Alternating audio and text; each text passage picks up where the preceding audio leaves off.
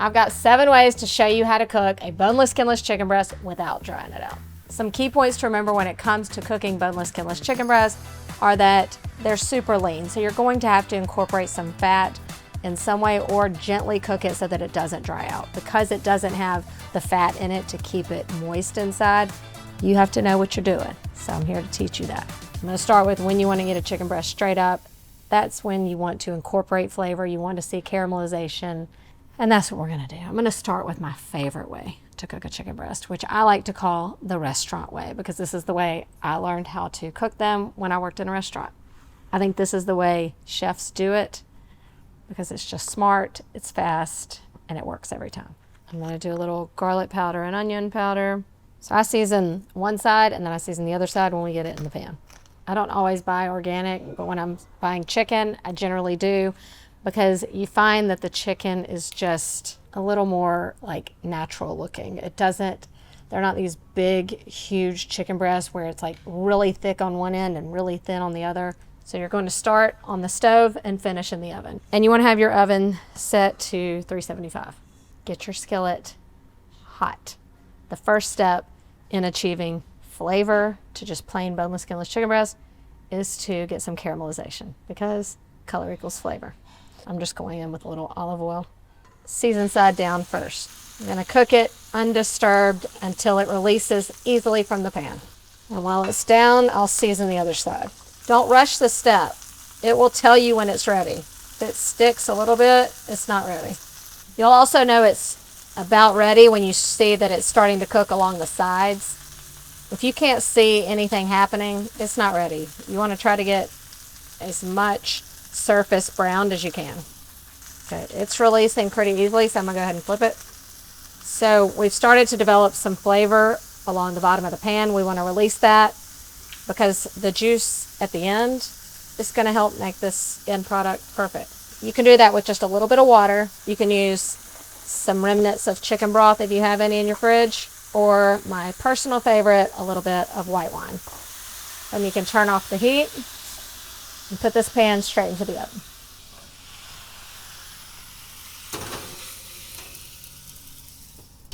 The moisture is going to help it just kind of steam and cook a little bit more evenly instead of just really hot on the outside, because a lot of problems people have when it comes to cooking plain chicken is that they're cooking it so fast on the outside that the inside doesn't get cooked and then the outside's dried out. So this is good insurance. All right, depending on the size of your chicken breast, 15 to 20 minutes in the oven. These should be perfect. Now, with all of these, you have to let this rest for about 5 to 10 minutes. But you can already tell the liquid gold, the deliciousness that has formed at the bottom. That is from the natural juices of the chicken mixing in with a little of that wine. All right, when it's time to cut into the chicken, another thing to remember is you want to go against the grain. So you look which way the fibers are kind of running, and then you want to cut against that. They're not always running straight down. So if you cut this, it might be a little too chewy. It looks to me like they're going a little bit this direction, so I'm going to do a little more on a bias cut. Like butter, tender, juicy. Look at that. I mean, look how easy this cuts. Literally, I'm using like hardly any force. The knife is just sliding right through it. And there's flavor. There's flavor in that chicken breast. The perfect chicken breast. One and done. So good. This next method my boss sent me because he wanted me to try it out. This one was found on TikTok. The lady that made it said she learned it from a chef. So very similar to the other way, although this one does not finish in the oven, it finishes on the stove. Season it however you like. Sear it just like we did in a little olive oil. And you let it sit for 5 minutes. You don't touch it. When the 5 minutes is up, you flip it and you add in 1 cup of water or chicken stock and then cover the pan. It said 2 to 4 minutes based on what kind of pan you're using. A thicker metal pan, like 4 minutes. This is a thinner one, so probably closer to 2 minutes. So I will set 2-minute timer. Heat off, set 15-minute timer. 15 minutes is up. Ooh, looks good. Okay, so I looked for which way the fibers are running. These are running a little more straight down. So I'm gonna go a little more straight across. It works. I was a little skeptical that it might not cook all the way through, just sitting there. But it is also tender, juicy. That works just as well. Pan-seared, chef instructed. It's like they know what they're talking about. Might be slightly less tender, but still better than just boiling it to death. Okay, that works. Another way for flavorful chicken, in the air fryer. This incorporates so much flavor because it caramelizes the outside. We get a lot of that like almost grilled flavor, but in a really fast method. First step is to season. I really like a marinated chicken going in there, but I'm just gonna do a simple seasoning, but to help that seasoning stick and to add moisture, adding in a little fat. So I'm gonna coat it with some oil, toss that around. Dang, wish I wouldn't have touched it. I should have used the tongs. Now I gotta wash my hands again. Lemon pepper, some Cajun seasoning, maybe a little paprika to help with color. In my marinades, I like adding something kind of sweet in here also so that it, you know, caramelizes those sugars in there. Okay, I'm gonna give it a toss in here and then let it sit for just like about 3 to 5 minutes while I preheat the air fryer. I like to preheat the air fryer, even though they say that is not required. I just think you get better results. If I'm trying to crisp things a lot, then I always go 400, or if yours goes higher, I always choose a higher temperature, but chicken is the exception to me. I usually do 360 or 375. Even though we have a little fat on there, I still like to spray the basket. And then in we go. Now you're gonna wanna flip these halfway through. Even though air circulates all around, it still cooks, you know, a little unevenly on either side, and you want both sides to be beautiful. You wanna go 16 to 18 minutes flipping halfway through. You know the drill though, unfortunately we gotta let it rest. Okay, air fryer, how did you do? Looks pretty good. I'm really getting my protein in today, guys. I don't know how it does it. It really gives you kind of that grill flavored experience, and I just love that so much. That's packed with flavor, which is what I love. It's also probably the easiest because it really doesn't require any babysitting other than one little flip in the air fryer. So for the ease factor and flavor, winner, winner, chicken dinner on the grill. This one I think intimidates a lot of people because again, it's hard about timing and getting it cooked on the outside with caramelization with the inside not being raw. Couple key things to remember when it comes to chicken breast on the grill. I think these are the most, you know, important things. The first is to make a more even piece of chicken. You've always got this thin end down here and a fatter end. So what happens on the grill is you're waiting on the fatter end to cook, and by then the thinner end is all dried out like beef jerky. If you're using a plastic cutting board, you can just put one piece of plastic on top. Otherwise, you can put one on the bottom, one on the top. And you just want to use a rolling pin or a mallet or a skillet, and you want to kind of pound the fatter end. It doesn't have to be as thin as that end, but you want to, you know, even out the playing field a little bit. So this increases the surface area. It looks like you have a bigger piece of chicken, and it will cook more evenly. See how much better that is? Second key point when it comes to grilling your chicken breast is to marinate them. Don't just season it and put it on the grill. It's just not gonna be good. It's lemon juice. When you're using lemon juice though, this isn't a marinade you wanna do like the night before because it starts to cook the chicken. Little olive oil, little oregano. They use seasoned salt. I'm just gonna do a little more Cajun seasoning. A little bit of honey. Whenever you're creating the marinade, we've talked about this before, you want flavorings, you want an acid, you want a fat, and you want something sweet.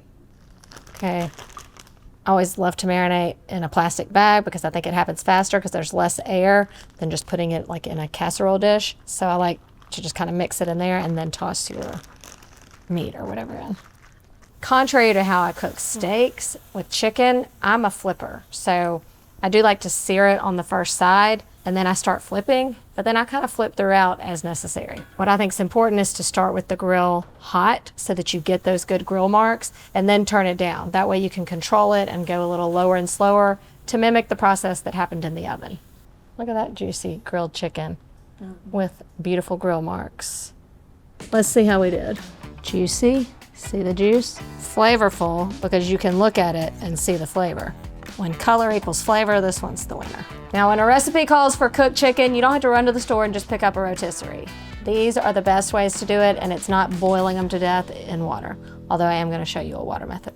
My favorite way to cook chicken when a recipe calls for cooked chicken is this way. Stick your chicken straight into a casserole dish. You can do this with as few or as many pieces as you want. I also do this with chicken thighs if I'm doing my gumbo or something like that. I'll do a little salt. And I mean, I only do just one side. A little garlic powder, Greek seasoning, whatever you want to do. I don't add any liquid here or anything. Cover it tightly with foil. I like to do it a little lower and slower, so I go 325 for about 50 to 60 minutes. It'll be perfect.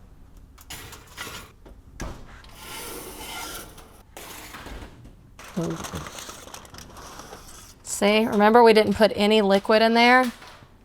It made its own, but you gotta let it sit. You just gotta let it do its thing. About 20 minutes. It's perfectly tender. Look, juicy. How do it taste? That's the way. This makes the best chicken salad right here. And then when you're making your chicken salad, just a little side tip, use a little bit of that flavorful juice right there. It's a secret people don't know about. Just a little bit. Okay, that slices nicely, and you can also shred it. However you want to do it. Whether you want diced or shredded, you've got to try this oven method. Do you need shredded cooked chicken? Best way to do that, a crock pot. I've been wanting to show y'all this method. You've heard me say it in other episodes, but people overcook it in this crock pot. Don't do that. Don't do it. Chicken thighs are really the way to go because they really don't overcook, but there are so many recipes that are like, put your chicken breast in here and cook it for 8 hours. Sure, if you want to choke. There is just a tiny little formula. It's put the chicken in, season it however you want. The only thing I would say is to add some sort, just a tiny bit of liquid or a sauce of choice. It's gonna help the process. So I'm gonna do like just a little salt and pepper, little garlic powder. You could do something like an enchilada sauce. You could do a tomato sauce. You could do a buffalo sauce. I'm gonna do just, I've got like half a jar of salsa, so I'm gonna add that. Okay, and that's it. You don't have to add veggies. You don't have to add quarts of liquid or anything like that. Just a little sauce and seasoning and let it go. Now listen, when it comes to the cook time, don't overdo it. If you're gonna be gone for a longer period of time, then go low, but 5 hours would be the absolute tops. I think it's more like 4 to 4.5. I like to go high for 2 to 2.5 hours, and it's gonna be perfect. It's gonna be juicy, and it's still gonna shred. It's been 2 hours and 20 minutes. Let's see.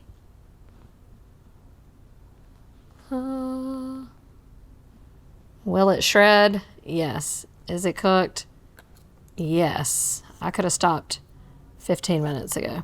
What's good about doing crockpot chicken is that you usually put it back in and let it reabsorb all of that liquid in there. So at the end of the day, you get juicy, saucy chicken for whatever you need it for. So next time you need cooked, shredded chicken and you don't want to babysit at all, put it in the crock pot. Gone are the days when you boil your chicken. You never should boil your chicken. I know people say boil, but really they just mean like simmer or poach, and that's what we're gonna do. This is the perfectly poached chicken. To be honest, I have never done this way, but it is so intriguing that I have to try it. So you can flavor your water however you want. I'm gonna go kind of classic, okay? Just like onion, celery, carrot, a little garlic. So we're gonna get our liquid going. I am starting with water. And you want enough to cover the chicken completely by like an inch or two. Going in with my flavorings. Some garlic, toss that in, and then salt and pepper. We're not gonna just drop the chicken in right now. We're gonna bring this to a boil so that all those flavors can kind of infuse as the water heats up. I always have like a little chicken broth left over from whatever project I was doing. You can toss that in there, enhance the water. So now I'll just bring that up, kind of like tea. We're like slowly infusing that water. And it smells so good. This is like the smell like when you were sick and your mom would make chicken soup. Okay, so here's where the method comes in. Your water is boiling, yes, We're gonna put the chicken in, and then we're gonna bring that water just to a boil. As soon as it comes to a boil, turn off the heat, cover it, and let it sit for 15 minutes. All right, my bubbles are starting to come back, so it's reaching that boiling temperature. Cover it and then turn off the heat. Set timer 15 minutes. 15 minutes, starting now. Okay, 15 minutes is up. Will it be cooked through and tender and juicy? This is a 2-for-1 special. Now you have chicken broth that you can use for something else. Oh, that smells good. Now this one you can decide if you want to shred it or slice it, you know, or dice it, depending on what you're making. Let me first see how it tastes. I am going to make a bowl of chicken salad with this. Whoa, it works. Let me see if it shreds. Yeah. Oh yeah. Ooh, yeah. So you can decide however you want to serve it up. Do not boil your chicken. You have all the tools you need to serve up tender, juicy, flavorful chicken breast. If there's any other kitchen tips you would like to know more about, let me know in the comments. See you next time.